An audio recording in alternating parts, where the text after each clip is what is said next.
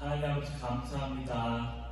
오늘도 주님 앞에 나와 주님 찬양할 수 있도록 인도해 주시옵시고 생명의 말씀이신 주의 말씀을 들을 수 있도록 인도해 주시면 감사합니다. 오늘 하루도 주님께 더 가까이 가는 하루가 될 수 있도록 인도해 주시옵소서. 이 모든 말씀 예수님의 이름으로 기도했습니다. 아멘. 이 아침에도 다 같이 힘차게 박수 치시면서 우리 주님을 찬양하겠습니다.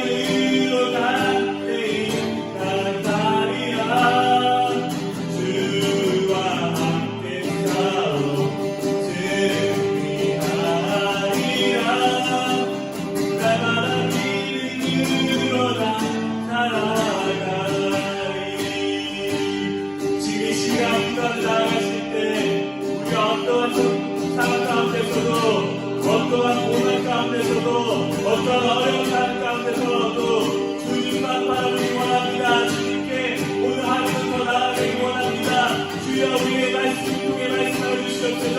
우리가 믿고 나아가겠습니다. 믿음으로 받아내겠습니다. 주로 주님께 주여 한번 부르시고 다시 기도드리겠습니다. 주여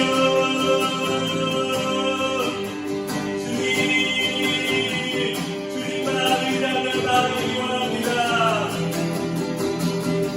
주의 능력으로 어떠한 상황 가운데서도 승리하며 나아가기 원합니다.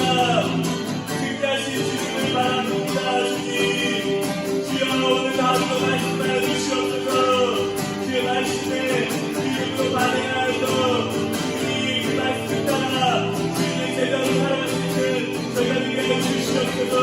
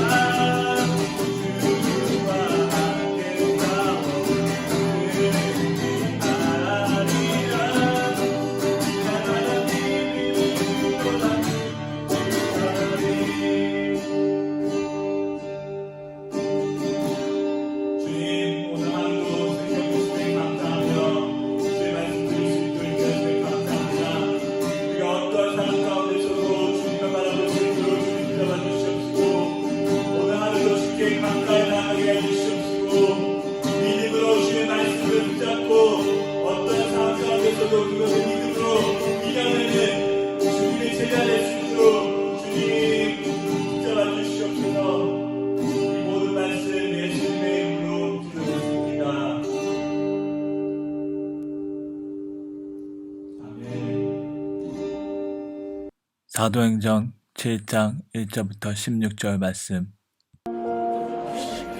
대제사장이 이르되 이것이 사실이냐? 스데반이 이르되 여러분 부영들이여 들으소서.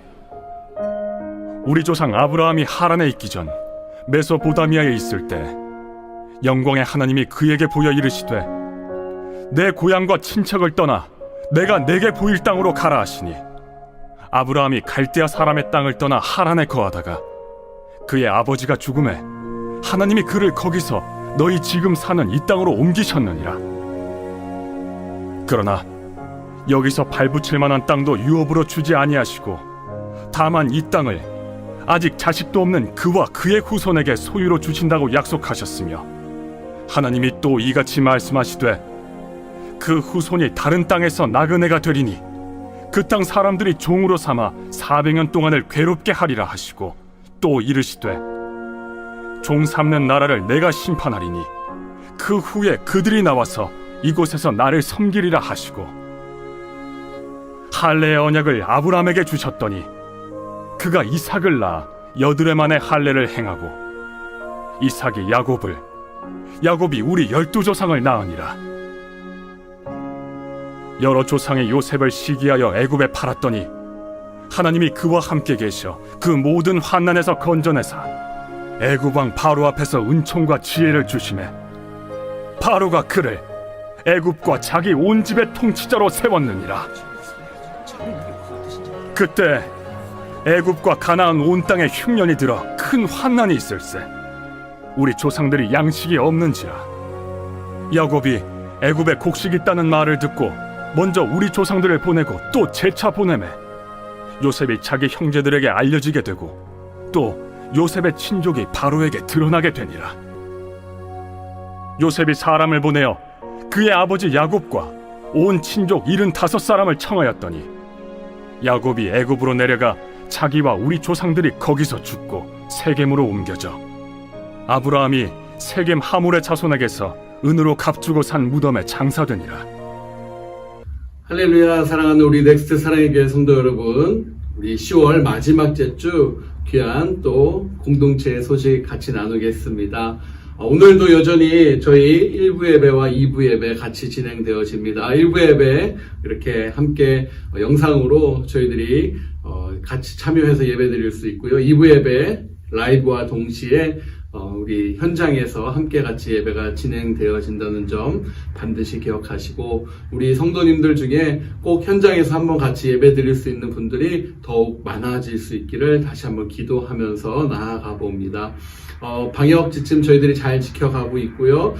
새로워진 교회 환경 속에서 저와 여러분이 하나님의 그 신실한 역사를 오늘도 써가는 그런 귀한 하나님의 사람들 되길 축복합니다.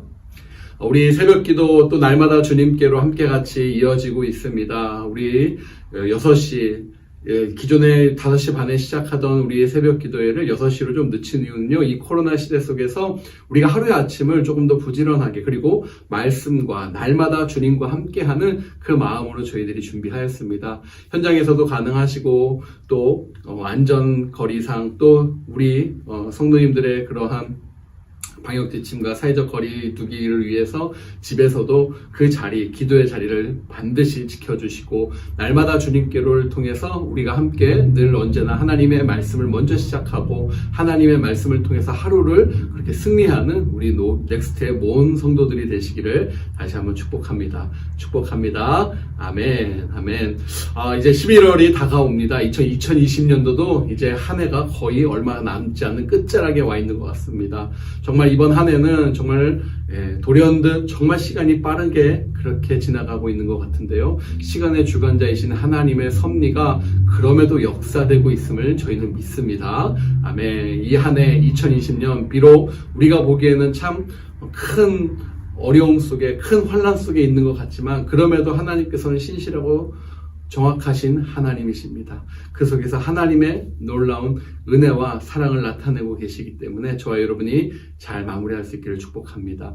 우리 넥스 사랑의 교회는 지난 3년 동안 2020년도 지금까지 우리 다니엘 기도회를 계속 이어가고 있습니다. 11월 1일부터 21일간 우리 다니엘 기도회 여러분 꼭 참여해 주시고요. 8시에 저희들 영상을 통해서 함께 실시간으로 안내해 드릴 것입니다. 우리 영상으로 이번에는 전 세계적으로 함께, 또 한국에서 그 자리를 잡고 예전처럼 그렇게 기도하는 모습은 아니지만, 그럼에도 각자의 자리 속에서 다니엘의 그 21일간의 기도의 역사처럼 이번 다니엘 기도회를 통해서 열방의 그러한 간증의 주인공들이 저와 여러분이 되시기를 다시 한번 주님의 이름으로 간절히 축복합니다.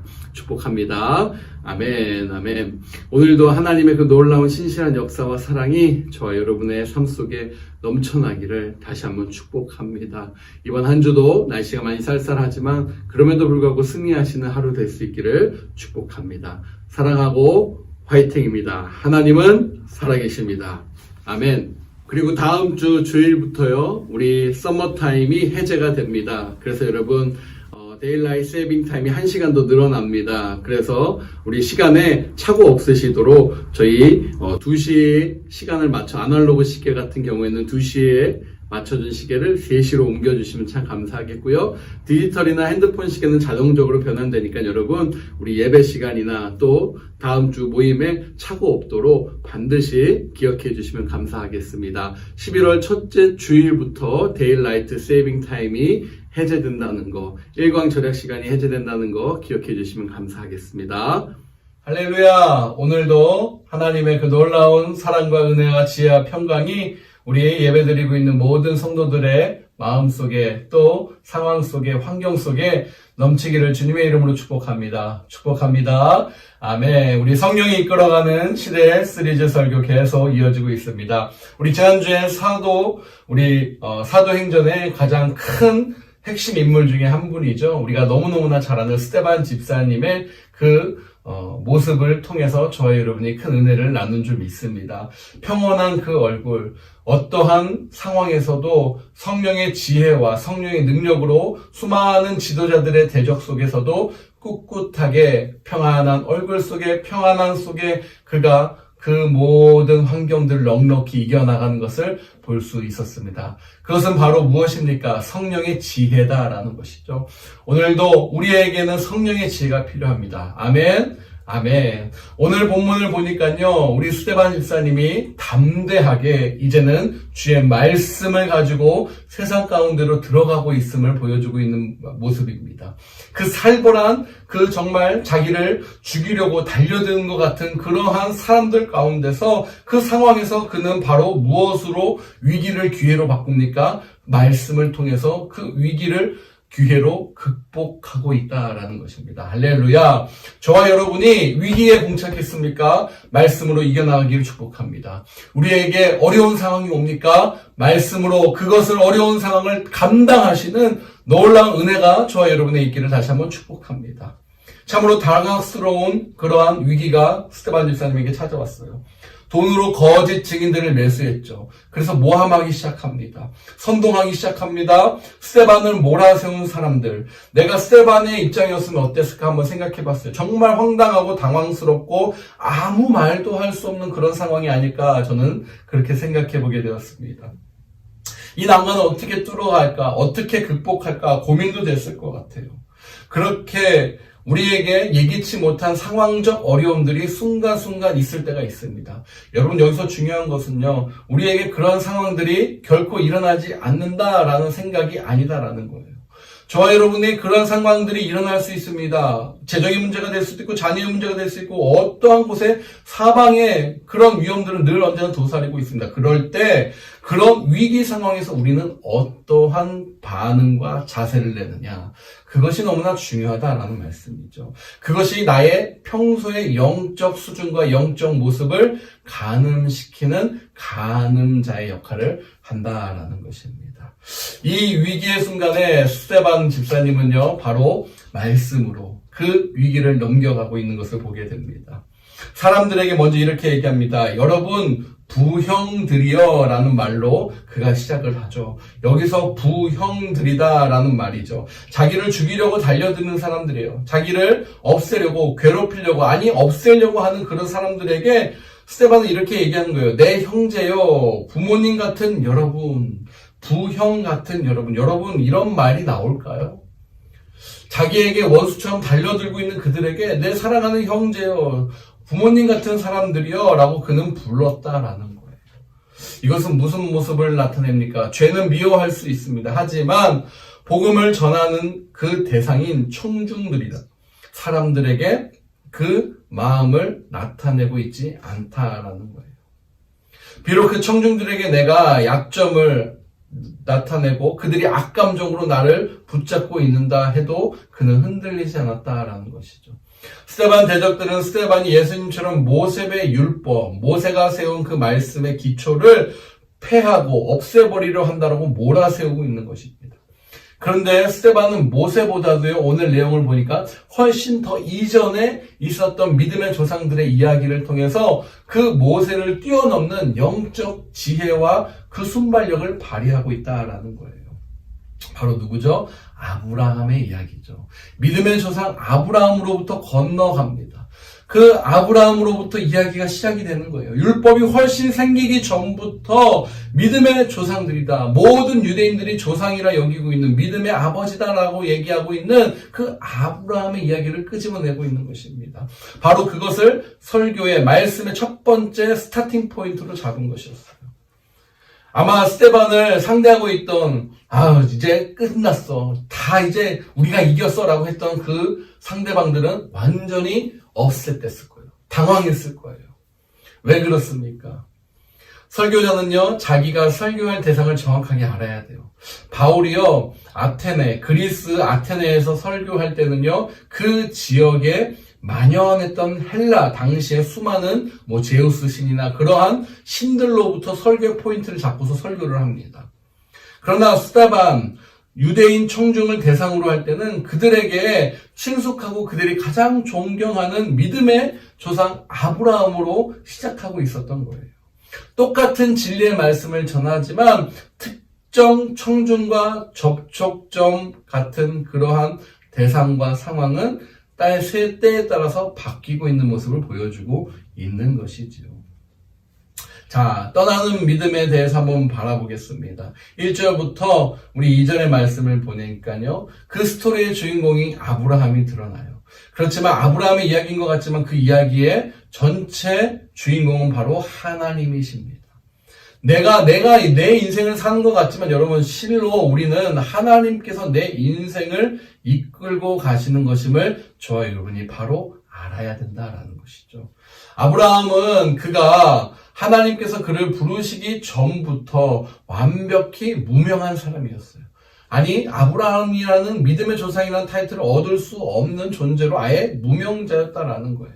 그리고 하나님께서 만약에 그를 부르시지 않았다면 아마 그는 그냥 살았다가 없어지는 존재일 것입니다. 그러나 누가요? 하나님께서 불러주신 그 순간부터 할렐루야. 저와 여러분에게 하나님께서 사랑하는 누구야? 라고 불러주시는 그 순간부터 그의 인생과 방향의 목적과 꿈과 비전이 생겼다라는 것입니다. 인생을요 만약에 그냥 덩그러니 인생을 흘러가는 대로 살면요 죄송한 얘기지만 그 끝은 지옥이에요. 롤러코스터를 막 타는 것 같지만 결국엔 종착점에 도착하잖아요. 그렇지만 우리의 인생이 막 허무하고 또 막 휘황찬란하고 뭐 다 여러 가지의 상황들이 막 많은 것 같지만 결국엔 종착점이 다 있어요. 근데 지금 그냥 예수를 모른 채 살다 보면 결국에 종착점은 지옥이다라는 거예요. 죽음이다라는 것이죠. 거기에 여러분 하나님께서 때에 맞게 부르시고 우리들을 하나님께서 세우시는 그 하나님의 부르심에 응답하느냐 응답하지 않느냐가 내 인생의 모든 것을 결정짓는 너무너무나 중요한 포인트다라는 것입니다. 우리가 지난주에 얘기했지만 그 영광의 하나님이십니다. 할렐루야. 하나님은요 영광의 하나님으로 우리에게 다가오신 거예요. 우리보다 조금 뛰어나서 우리를 그냥 이렇게 티칭해주고 가르쳐주시는 분 정도가 아니라 전 영광의 온 만물과 온 우주와 모든 것을 다스리시고 운행하시고 하나도 어김없이 빠짐없이 만지고 계시는 하나님이 누구시다라고요? 우리의 하나님이시다라는 거예요. 그 영광은요 인간을 설명할 때 쓰는 단어가 아닙니다. 어떤 사람을 보고 아우 영광스러워요 라고 이야기한 적 있습니까? 없어요. 하나님에겐 영광이 딱 맞는 단어다라는 거예요. 오직 하나님만을 설명할 수 있는 단어가 글로리입니다. 글로리파이. 영화죠, 영화. 영광, 하나님을 닮아가는 모습인 거예요. 우리와 전혀 다른 하나님의 성품과 인품, 그분의 생각, 능력을 기대하고 말씀을 통해서 우리가 선포할 수 있는 능력을 주님께서 주신 것이에요. 아브라함처럼 재력도 있고 단단한 기반을 가진 그러한 유지, 당시에 꽤 괜찮은 사람이요. 모든 것을 다 정리하고 가족들과 함께 그 땅을 떠나서 어디론가 간다는 거 결코 쉬운 일이 아니에요. 우리는 이민자입니다. 여러분, 우리가 이민을 왔을 때 한번 생각해보세요. 쉬운 일이었습니까? 뭐 지금이야 뭐 조금 더 그때보다는 쉬운 것처럼 보이지만 지금도 쉽진 않아요. 왜? 내가 적응하고 내가 살아가고 있는 그 환경을 버리고 나온다라는 것은 정말 어려운 일인 것이죠. 그런데 그것은 어떻게 가능했습니까? 바로 아브라함이 하나님의 영광을 맞닥뜨리는 순간 그것이 가능케 됐다라는 거예요. 아멘, 아멘. 오늘도 하나님의 영광을 저와 여러분이 경험하기를 주님의 이름으로 간절히 축복합니다. 하나님의 영광입니다. 영광 속에 내가 들어가는 순간 나의 존재 자체, 이전의 존재의 모습, 나의 그러한 껍데기와 같은 인간적인 모습이 다 벗겨진다라는 거예요. 그가 조상 때부터 섬겨왔던 그 우상들, 우상을 만드는 일, 우상의 신들을 팔았던 그의 가문들의 모습이 얼마나 허무한 존재인지 완전히 그 껍데기를 버려버리고 떠나게 되는 인생을 살아가게 된다는 거예요. 하나님을 제대로 체험하면 엄청나게 보이는 그러한 헌신도 전혀 고민과 갈등 없이 딱 잘라서 할 수 있게 된다라는 것입니다. 3절의 말씀을 보니까요. 이르시되 내 고향과 친척을 떠나 내가 내게 보일 땅으로 가라 하시니 라고 기록되어 있죠. 그렇습니다. 하나님께서 여러분 우리의 인생을 반드시 책임지십니다. 아멘. 그러면 하나님께서 우리의 인생을 책임지시는데 그 책임 중에서 첫 번째로 우리의 인생을 인도하시는 방법이 바로 떠남이에요. 떠남. 여러분 예수님을 믿고 나서 무엇으로부터 떠나셨습니까? 이건 참 중요한 질문입니다. 혹시 친구로부터 떠남을 당하신 분 계시죠? 이전에 내가 함께 그냥 어울리고 즐기고 했던 친구들하고 예수님을 믿고 난 다음부터는요, 이상하게 떠나게 되고, 또 어떻습니까? 여러분들의 환경, 여러분들의 익숙한 부분부터 정리가 돼요. 참 신기하게 예수님을 몰랐던 모습에서 예수님을 정말 인격적으로 경험하고 예수님을 나의 구주, 나의 하나님을 영접한 그 순간부터는요, 나의 익숙한 것으로부터 떠나는 인생을 살더라입니다. 아브라함을 보니까 고향인 갈대아 우르에서 사회적, 경제적으로 꽤 괜찮게 살았던 그 모습에서 어떻게 돼요? 떠나게 됐어요. 그런데 어떻게 됩니까? 75세가 되기까지 한 명의 자식도 없었던 그 아브라함. 어떻게 합니까? 떠났더니 그렇더라라는 그러한 예시의 대명사처럼 다른 사람에게 보일 수 있는 인생처럼 보였어요. 그러한 모델처럼 보였어요. 떠났더니 야 저렇게 생고생하더라라고 그렇게 사람들의 눈에 비춰지는 것처럼 보여요. 그런 그를 누가요? 영광의 하나님께서 불러주셨고 만나주시면서 약속을 해가십니다. 내가 너와 함께 할 거야. 내가 너를 열국의 아버지로 만들 거야. 내가 너와 함께하고 너의 자손을 대대로 번창시킬 거야. 그 말씀을 내가 영광의 말씀으로 붙드니 순간적인 사람들의 그 평가와 순간적인 사람들의 그러한 이밸류에이션이 나에게 전혀 영향이 되지 않더라. 아멘, 아멘. 이사야서 51장 2절에 보니까 너의 조상 아브라함과 너희를 낳은 사라를 생각하여 보라. 아브라함이 혼자 있을 때 내가 그를 부르고 누가요? 하나님이 부르신 거죠. 그에게 복을 주어 창성하게 하였다라고 주님께서 말씀을 통해 기록합니다. 사랑하는 여러분, 아브라함도요. 그 아브라함의 아버지는 데라라는 우상을 만들어 팔아먹고 당시에 우상이라는 신을 만들어서 팔았으면 엄청난 부자였어요. 그러니까 우상 숭배, 음란, 폭력이 가득한 그 갈대아 우르라는 그 땅에서 만약에 계속 아브라함이 머물렀다면 어떻게 됐을까요? 하나님의 축복, 하나님의 그 은혜를 받고 하나님의 말씀을 받고 열방의 아비로 된다라는 그러한 믿음의 조상이 결코 될 수 없었을 것이에요. 그러나 그는 어떻게 됩니까? 그 안전지대 같은 그 터를 그가 떠나기로 결심하는 순간부터 하나님은 그의 인생을 움직이기 시작했더라. 사랑하는 여러분, 저와 여러분도 분명히 하나님께서 이 축복의 여정 속에 함께하고 계시는 줄 믿습니다. 우리는 무엇인가로부터 1차적으로 떠난 공통점을 가진 자들이에요. 우리가 익숙해 있었던, 우리가 살았던 그 환경, 여러 가지 이유들이 다 있으실 거예요. 그렇지만 어떻습니까? 조국의 그 대한민국이라는 그 땅을 떠나서 이곳으로 왔습니다. 이곳으로 왔는데 무슨 목적을 가지냐라는 것이죠. 그냥 잘 먹고 잘 살고 아메리칸 드림을 이루기 위해서 온 것이 아니에요. 자녀 때문에 온 것이 아니에요. 자녀의 성공과 자녀의 안위를 위해서 온 것이 아닙니다. 거기에는 그러한 의도가 있지만 여기서 하나님의 영광을 만나는 순간 내 인생은 완벽하게 변한다라는 것을 반드시 깨닫는 저와 여러분 되시기를 주님의 이름으로 축복합니다. 결코 우연히 있을 수 없다라는 것이었어요. 제약된 과거를 떠나 축복의 미래로 반드시 갈 수 있습니다. 제약된 과거의 모습을 내가 떠나야지만 새로운 길, 축복된 미래가 열린다라는 거예요. 하나님께서는 내 고향과 아비 그리고 친척 아비 집을 떠나라 라고 분명히 말씀하셨어요. 고향을 버리고 불효하면서 떠나라라는 얘기가 결코 아닙니다. 하나님의 새로운 길을 가는 것은 마치 내 옛사람의 그 모습을 과감하게 죄악된 모습을 끊어버리고 버리고 새롭게 나오라라는 그런 모습이에요. 누에고치의 그 누에가 그렇게 살다가 그 고통 속에서 그것을 떠나 어떻게 됩니까? 활활 나비처럼 날아가는 그런 인생처럼 우리에게 그 진정한 믿음은 우리를 둘러싸고 있는 혹시 죄악의 그러한 그늘에서 반드시 떠나는 그런 믿음의 행보가 되기를 원하신다라는 거예요. 4절을 보니까 아브라함이 갈대아 사람의 땅을 떠나 하란에 거하다가 그의 아버지가 죽음에 하나님이 그를 거기서 너희 지금 사는 이 땅으로 옮기셨다라고 기록되어 있죠. 믿음으로 여러분 용감하게 떠난다고 해서 옛 과거의 끈이 쉽게 정리가 되지는 않는 것처럼 보여요. 아브라함은 아버지 데라와 조카 롯까지 데리고 어떻게 됩니까? 갈대아 우르를 떠나서 약속된 땅으로 지금부터 약 한 거의 500여 마일, 600여 마일, 그러니까 1000km가 넘는 그 험난한 길을 여행하는데 여정 중에 하란이라는 그 동네에 도착을 합니다. 거기서부터 문제가 생기기 시작해요. 구약 성경인 그 말씀에 아브라함이 아버지 데라가 죽을 때까지 거기에 거했다라고 분명히 나옵니다. 그러니까 아브라함의 믿음은 발걸음을 붙잡는 것은 십중팔구 우상 숭배를 했던 그 달아난 신을 팔았던 우상 조각상들을 팔았던 그 아버지 데라와 욕심 많은 조카 롯이었다라는 것이었어요. 하나님께서 주시는 새 비전에 헌신하려고 하면 아브라함 경우는 롯과 아버지가 그 발목을 붙잡는 것이죠.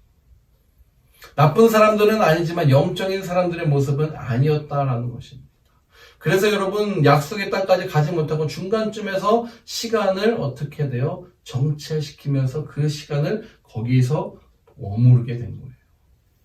가족들은 왜 아브라함에게 하란에 계속 머물러 있자라고 했을까? 그러면 하란은요 물이 있고 가축이 있고 그 가축에 그 가축을 먹을 수 있는 꼴이 아주 풍부하게 넘치는 곳이었어요. 그러니까 한마디로 털을 잡고 살기에 너무너무나 누가 봐도 좋은 곳이었다라는 거예요.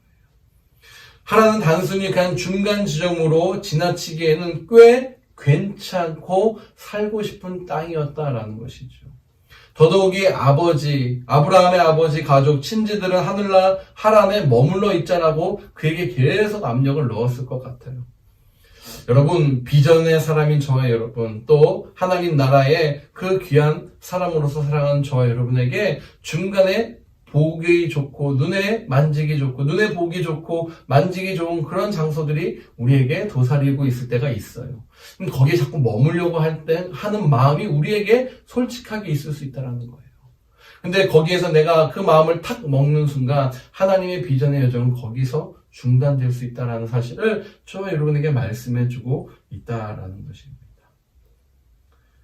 하나님의 사람은 이 유혹에 속으면 안 됩니다. 아브라함은 아버지 데라가 죽기까지 하란을 떠나지 못했어요. 하나님께서 아브라함에게 옛 사람의 영향력을 주는 데라가 죽기까지 기다리셨다가 데라가 죽자 어떻게 됩니까? 하나님께서는 즉시 아브라함에게 하란을 떠나 약속의 땅으로 계속해서 움직이라라고 말씀하십니다. 우리가 하나님께 주신 원래의 비전을 망각하고 중간에서 시간 낭비를 만약에 하고 있다면 하나님께서는 반드시 그럼에도 불구하고 우리를 다시 찾아오십니다. 5절이에요. 그러나 여기서 발붙일 만한 땅도 유업으로 주지 아니하시고 다만 이 땅을 아직 자식도 없는 그와 그의 후손에게 소유를 주신다라고 약속하셨다라는 기록이 있죠.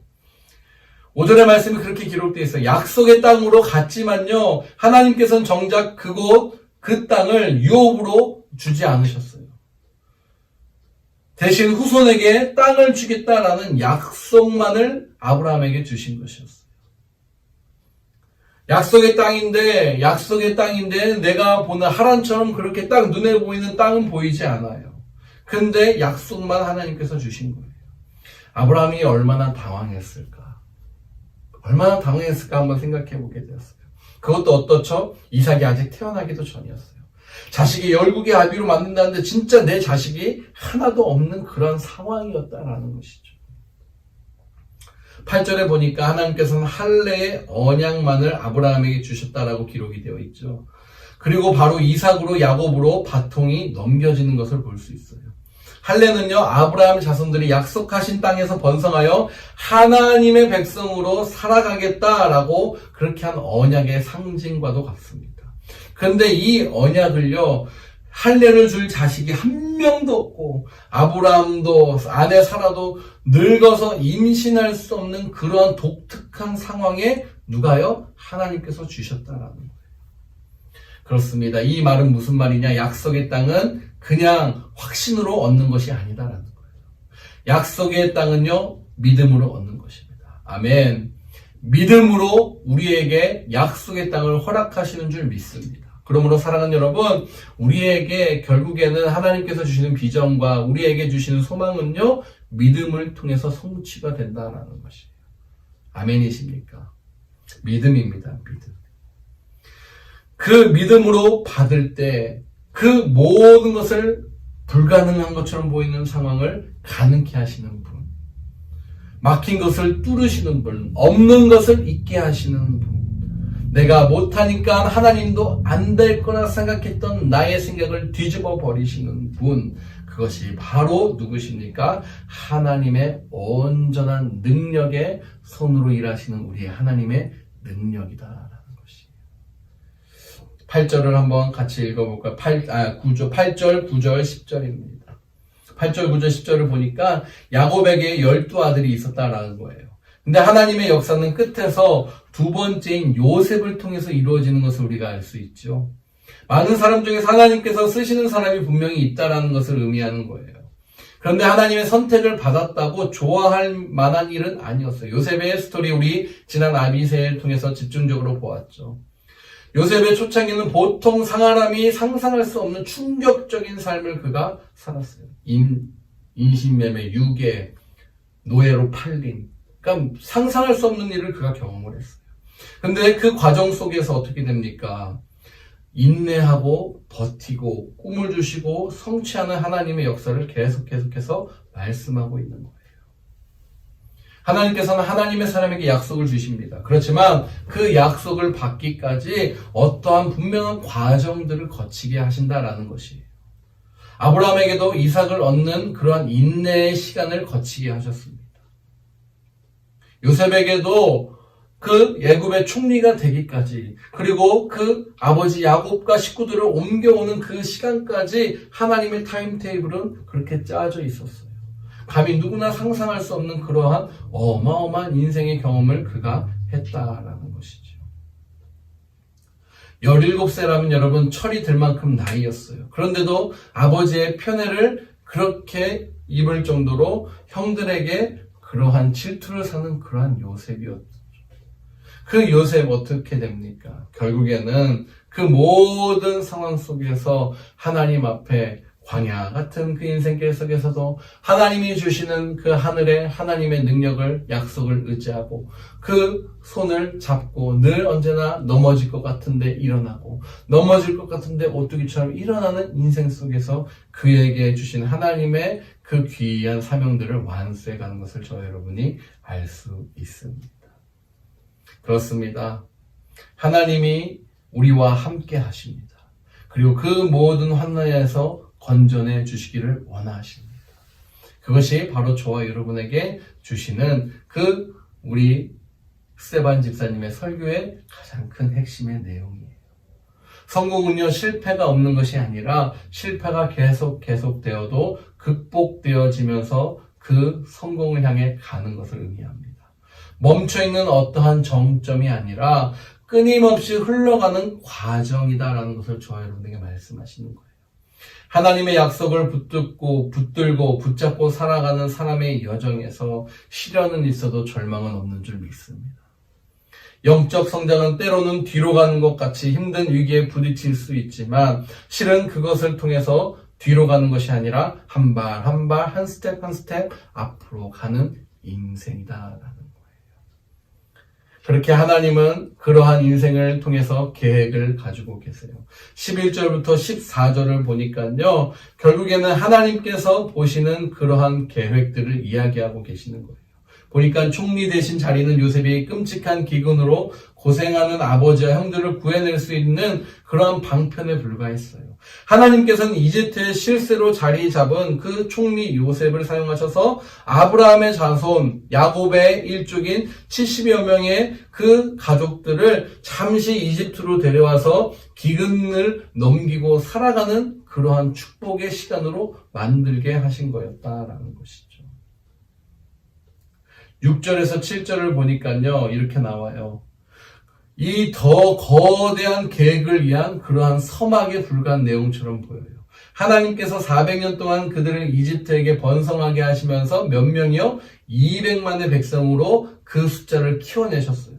그리고 다시 어떻게 해요? 가나안 땅인 약속의 땅으로 돌아가게끔 하시는 하나님의 완벽한 구원과 하나님의 완벽한 그 복의 개념의 약속을 성취하고 계시다라는 것입니다. 아브라함에게 주신 하나님의 약속이 이루어지는 과정에서 요셉의 역할은요, 특별히 너무나 중요했음을 의미하는 말씀이에요.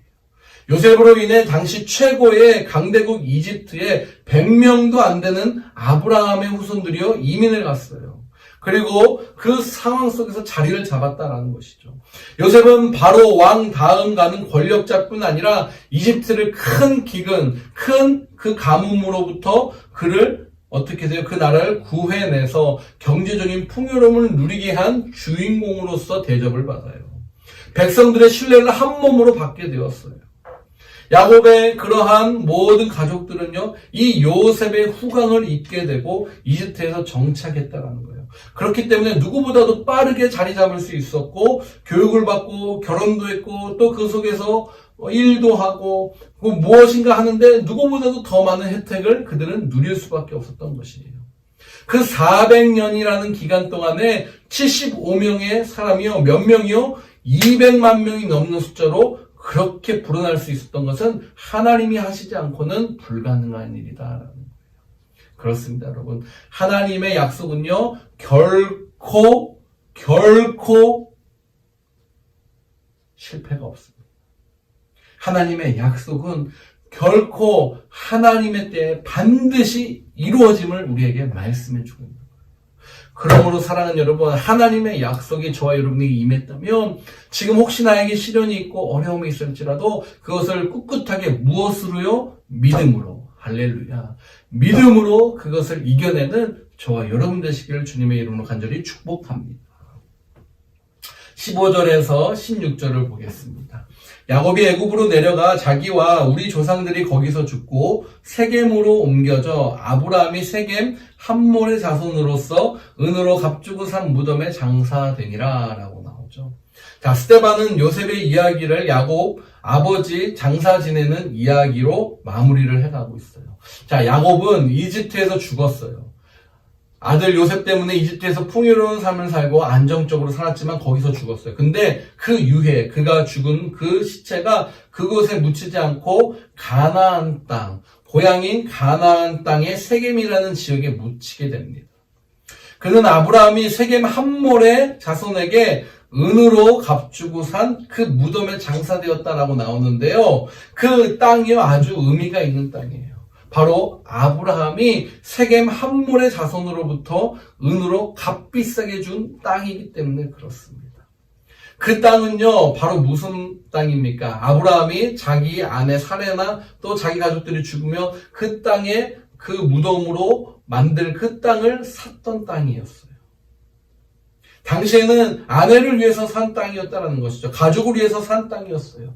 가나안 땅의 한 지역으로 마련해둔 땅이었어요. 당시 아브라함에게 이 땅을 판 함몰의 자손들은요, 아브라함을 존경해서 거저 주겠다라고 이야기를 했어요. 그런데 아브라함은 거저받지 않겠다라고 합니다. 당시에 최고의 값을 쳐서 내가 그 땅을 가지겠다라고 이야기를 합니다. 아브라함은 사라의 무덤으로 쓸 그 땅, 그 굴 외에도 사방에 그 둘린 밭과 나무들까지 그 일대를 다 구매를 했어요. 큰 부자였으면서도 그때까지 가난함에 자신을 위한 땅 한 평도 사지 않았던 아브라함이요, 왜 미리 그 자리를 샀을까라는 것이죠. 왜 값비싼 돈을 주고 엄청난 대가를 그냥 주겠다는데도 그것을 거부하고 왜 그렇게 샀을까? 여기에는 영적인 엄청난 숨어있는 비밀이 있어요. 가나안 땅은 아브라함에게 낯선 그러한 타국이었습니다. 먼 훗날, 그렇지만 그 후손들이 주인 되어서 살 땅이었어요. 하나님께서 약속하신 땅, 하나님의 꿈이 이루어지는 비전 스테이션, 비전 랜드였어요. 드림랜드였죠. 그 땅을 비싼 값을 치르고 매입함으로써 아브라함은 장차 그 땅의 주인이 될 후손을 대신해서 거룩한 희생을 하고 있었던 것입니다. 일대 이민자였던 아브라함이 늙음하게 두고 온 고향을 그리워했을 만도 하지만 죽어서도 그는 고향으로 돌아가지 않았어요. 하나님의 약속이 있는 바로 그 새 고향이 그에게 존재했기 때문인 것입니다.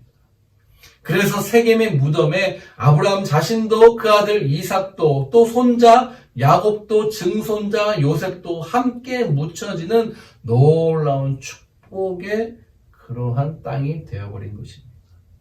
아브라함은 아내의 무덤을 가나안 땅 안에 만들므로써 하나님께서 주신 그 축복의 미래, 그 하나님께서 또 주실 축복의 미래를 그가 미리 준비했음을 알 수 있었던 거예요. 비록 나그네처럼 힘들고 외로운 인생이었어요. 그 여정이 쉽지만은 않았겠죠. 그러나 아브라함의 가슴에는 자손들, 다음 세대를 미래를 위한 하나님께서 예비하신 거대한 축복의 꿈이 그에게 불타오르고 있었던 것입니다. 그래서 당장 편안한 삶이 아니라 비전, 조금 힘들지만 그 후대와 후손, 하나님께서 주신 약속의 말씀을 내 안에 새기고, 그래, 하나님께서 거대한 민족을 이루실 그 땅을 위해서 그가 헌신하고 미리 준비한 것과 같다라는 거예요. 아브라함은 이렇게 생각하지 않았을까요? 지금 내가 비록 보잘것없고 작은 땅으로 이 땅을 사지만 이 땅이 결국에는 이 모든 것의 그러한 주인이 될 거야. 훗날 하나님께서 약속하신 내 자손들이 이 땅의 전체 주인이 될 것을 나는 볼 거야. 나는 그것을 소망하면서 지금 이 땅을 사는 거야. 그리고 이곳에서 하나님의 나라를 이루어갈 그러한 놀라운 하나님의 사람들이 일어날 거야. 외롭고 힘든 곳이지만 나는 결코 물러나지 않을 거야 라고 이야기하고 있는 거예요. 왜 스데반이 그렇게 값주고 산 무덤이라는 표현을 가지고서 강조를 했을까? 지금 하나님의 미랄처럼 보잘것없이 보이더라도 하나님께서는 거기에 기름을 부으시면 꽃이 피고 열매가 맺고 무성한 숲이 되어 번창하게 될 것을 스데반을 통해서 예언하고 계시는 거예요. 그 이유 때문에 아브라함은 비싼 값을 치르고 그 무덤을 산 것입니다. 하나님의 약속과 비전은요, 여러분, 값이 있는 것이 아니에요. 우리에게 주시는 선물이에요. 자, 선물인 그 하나님의 약속은 공짜입니다. 비전은 우리에게 주시는 공짜 같은 그런 선물이에요. 그러나 그 약속은 우리의 땀이 흘려야지만 추수될 수 있는 것이다 라는 것이죠. 축복은요, 공짜로 주시는 것입니다. 그러나 그 축복을 담을 그릇은 어떻게 돼요? 바로 저와 여러분이 준비해야 된다는 거예요. 그냥 준비하는 것이 아니에요. 땀을 흘려서 그 그릇을 만들고 그 그릇의 크기를 넓혀가는 것이 저와 여러분에게 주신 하나님의 사명이다라는 것입니다. 남의 땀이 아닌 내 땀을 흘려야만 되는 거예요. 남이 아닌 내가 값을 치러야 된다라는 것입니다. 하나님의 약속을 그냥 받으려고만 하지 않기를 축복합니다. 그 땅을 하나님의 땅으로 만들기 위한 그 놀라운 일을 오늘도 하는 저와 여러분 되시길 축복합니다. 하나님도, 주님도 우리를 위해서 어떻게 돼요? 우리를 구원하기 위해서 값비싼 값을 치렀어요. 예수 그리스도라는 그 자신의 독생자를 희생하시면서 저와 여러분을 오늘도 살리신 줄 믿습니다. 왜요? 우리에게 은혜를 주시기 위해. 할렐루야. 우리에게 그 은혜를 주시기 위해 하나님께서 저와 여러분에게 은혜의 선물인 그 구원을 주신 줄 믿습니다. 그러므로 사랑하는 여러분, 오늘도 하나님의 그 주신 약속을 붙들어가며 어떠한 시련이 혹시 나에게 오더라도, 어떠한 일이 나에게 펼쳐지더라도 흔들림 없이 주님의 그 축복과 은혜를 받을 그릇을 준비하는 거룩한 백성이 되기를 예수 그리스도의 이름으로 간절히 축복합니다. 축복합니다. 아멘, 아멘. 제가 참 좋아하는 찬양이 있어요. 어떠한 고난과 어떠한 시련이 내게 오더라도 나는 믿습니다. 그 어렵고 힘든 일들이 내게 오더라도 만약에 그 바다가 갈라지지 않으면 나는 그 바다 위를 걷겠습니다. 하나님께서 우리를 바다 위를 걷게 하실 것을 알고 있습니다. 유해시 함께가 지금 기도할 때 하나님 그렇습니다. 어떠한 시련과 어떠한 환경이 혹시나 나에게 들이닥치더라도 나는 하나님의 말씀을 들고, 아니 하나님을 들고 하나님께서 주신 모든 상황에서 뛰어넘는 그런 하나님의 은혜를 체험합니다. 그렇게 기도하며 함께 승리하는 저의 이 말씀을 생각하며 함께 같이 기도하고 귀한 자를 주님 앞에 공헌하도록 하겠습니다. 기도하겠습니다. 하나님 감사합니다. 우리에게 오늘도 귀한 말씀을 주시고 깨닫는 목사님의 놀라운 사랑을 하나님, 그가 담대하고 그 모든 상황을 말씀으로 이겨내는 것을 그리고 단지 모세의 일뿐만 아니라 그 이전에 그 큰 믿음의 아버지 주의 아브라함을 함께 같이 나가리라 주와 함께 싸워 승리하리라 내가 하나를 일하리 되어 땅에 떨어져서 힘들어지고 수많은 열매가 결국은 하나님의 뜻을 선포하는 그런 저희 함께 해주시옵소서. 내가 겪는 시험이 하나님 감사합니다. 우리에게 정말 하나님 은혜를 내려주셔서 정말 하나님을 만날 수 있는 그 복음적 십자가의 통로로 우리를 살려주신 그 하나님의 사랑에 다시 한번 감사와 영광과 찬송과 존귀를 올려드립니다. 하나님 정말 하나님의 능력 없이는 단 한순간도 살아갈 수 없는 존재들입니다. 하나님의 그 보호하심과 하나님의 그 은혜가 아니면 어떠한 상황에서도 우리는 실패할 수밖에 없습니다. 그러나 하나님 지금도 역사하고 계시는 하나님, 지금도 내 안에서 함께하고 계시는 그 하나님이 우리의 하나님이고 나의 하나님인 줄 믿습니다.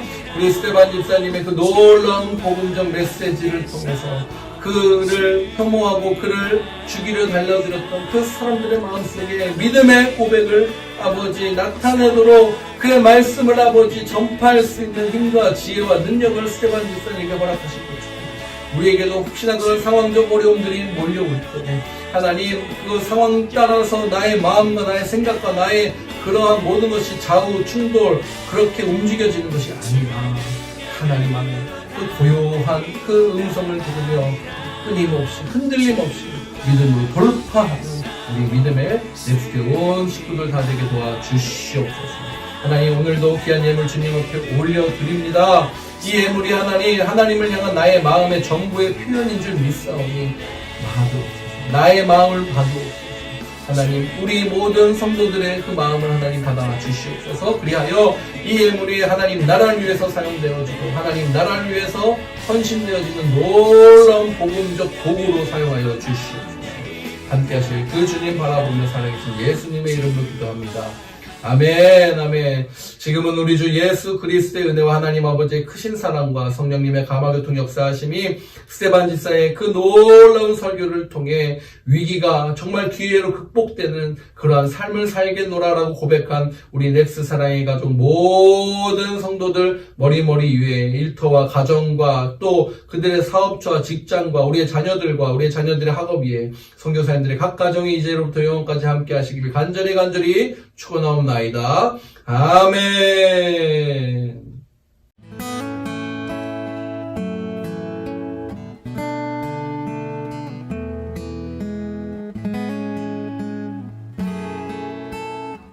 바로 여기에서 주님을 찬양합니다. 내게 허락하신 시련을 통해 나의 믿음도 강하게 자라나고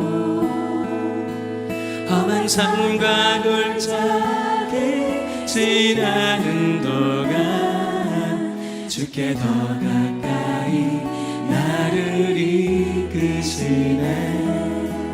내가 겪는 시험이 어렵고 힘겨워도 내 주님보다 크지 않네.